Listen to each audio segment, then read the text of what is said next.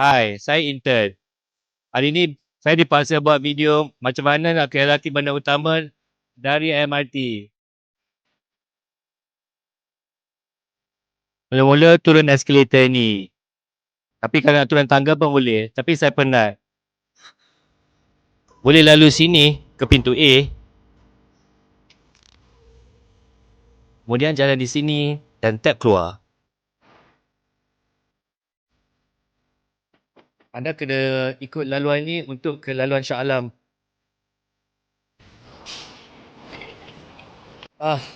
Kejap. Penat. Tapi sependek je untuk ke LRT, okey? Jom.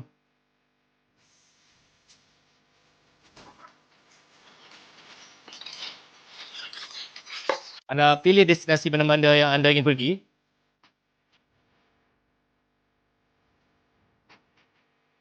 Dan dapatkan QR code. Ataupun pakai mana-mana kad pun boleh. Ini cara-cara untuk tapkan QR code. Kita naik escalator sekali lagi. Okay, sekarang kita wait for the train. Ikut saya naik train, come.